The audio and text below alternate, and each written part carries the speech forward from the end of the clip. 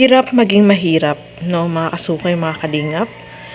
Dahil sa ganitong sitwasyon, ay ganito po ang kalagayan ng magnanay na ito na nalilipasan ng gutom dahil walang hanap buhay itong si nanay. Minsan po, nanghina po yan.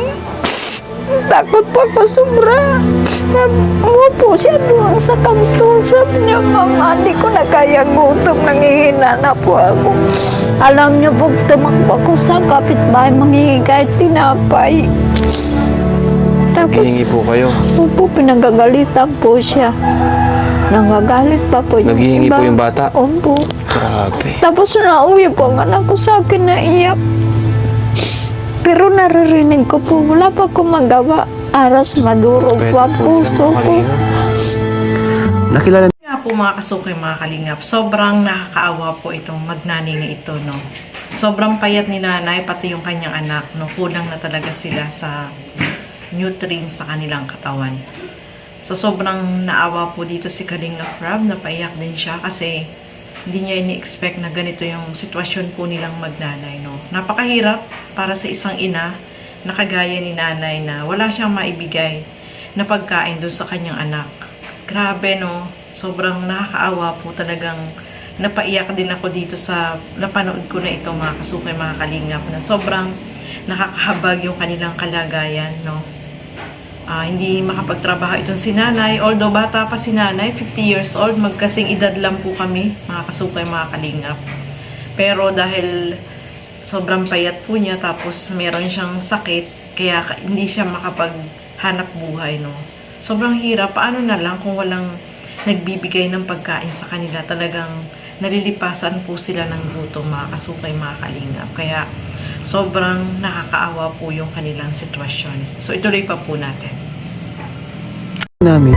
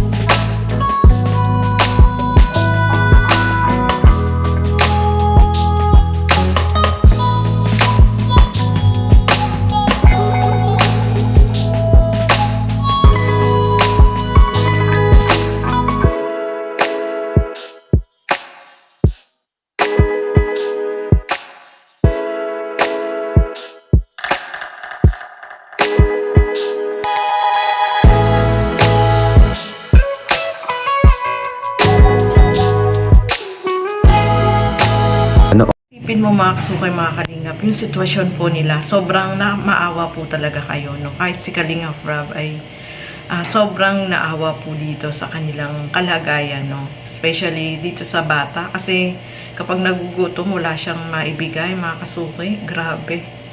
Sobrang nakakaawa po yung kanilang kalagayan.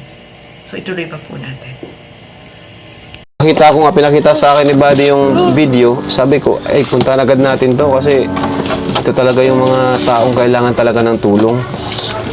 Ano, Nay? Opo, salamat nga po sa Diyos. So, bibigyan ko rin po kayo ng pera para pag naubos ito, may pambili pa po kayo. Opo. Ano, Nay? Ito po na bagay na ito nangyari ngayon, hindi ko po ito inaasahan. Wala po ito Di sa nyo isip inaasahan ko. na Kasi po, mapupunta kang Kalingap? opo. Anak ko po, kaya nandito kami sa bahay, hindi po ito nakakapasok sa school at kahapon po may lagnat ito. Uso din po pati. Oh, Toy, kain ka, Toy. Oh, dali. Oh. Oh, Toy, tinapay. Yan. Oh, yan. Sige, kuha sa'yo lahat. Oh, ayan. Oh, gutom na gutom si Tutoy. Sige, Toy, sa'yo lahat. Oh. Ayan. Akin ang buksan ko. Ayan. Oh. Vitamin C. Oh, ano pa? Biskuit. Ito. Tuwang-tuwa po yan nung Ayan. meron siyang gatas na Ubusin mo yan, nakita ha? kay Kuya Kay Kuya Ian. Ian. Oh. Ito pa, Nay. Oh, Nay. Tig-isa kayo, Nay. Oh, inom po kayo, Nay. Yan pa o gatas. Sabi Okay. ng doktor sa akin, ate, mag-ingat ka, delikado ka. Huwag ka niya magpapagod ng sobra ka. Pag nahirapan ka niya magpagod, hindi mo na mahabol ang hininga mo. Huwag mo kayo Mamamatay magpapagod, ka. Nay. Ano? Yun po ang sabi sa Dito akin. po ang Team Kalinga para tulungan po kayo hanggang sa makarecover kayo, Nay, at hanggang sa kaya nyo na magtrabaho. Ano, Nay? Opo. Ayan. Sabi Kasi sa- pag may nangyari sa yung masama, mas kawawa po ang anak nyo. Opo, yun ang sabi na Dahan-dahan lang po kayo, no? Kasi pag lumaki na ito, siya naman ang tutulong sa iyo, Nay. Opo. Ano pangalan po ng anak nyo? Pilomeno. Ano pangalan mo, Toy? Pilomena.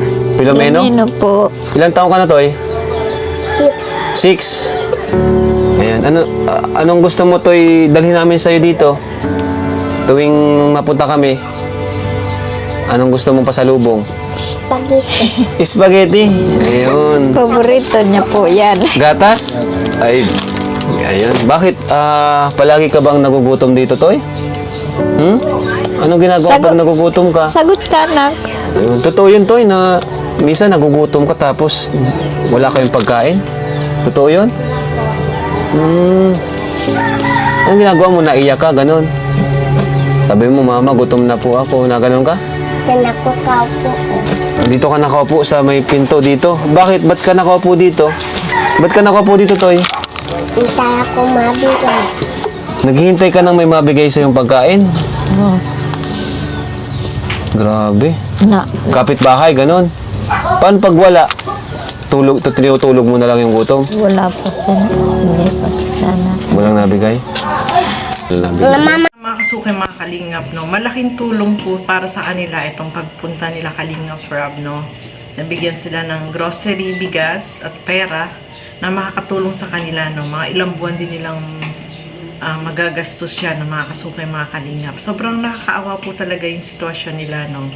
Sabi nung bata is ni Pilomeno is tumatambay siya dun sa harap ng bahay nila sa labas. Baka sakaling merong magbigay na mga kapitbahay, may maawa sa kanila, no? Para meron silang pagkain, mga kasukay, mga kalingap.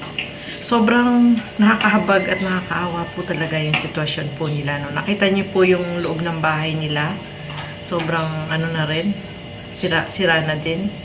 At nakakaawa po talaga yung kanilang kalagayan. So maraming salamat kay Kalingap Rob na talagang pinuntahan ka agad itong magnanay na ito na mabigyan ng tulong.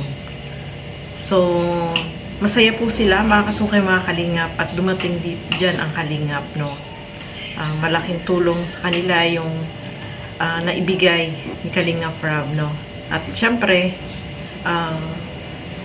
yung sa pagkain nila sa araw-araw ay sustain po nila, mga kasukay, mga kalingap. So, maraming salamat kay Ian Ramirez kasi siya yung nakakita dyan sa Magnanay at nirefer niya ito dito kay Kalingap Rob.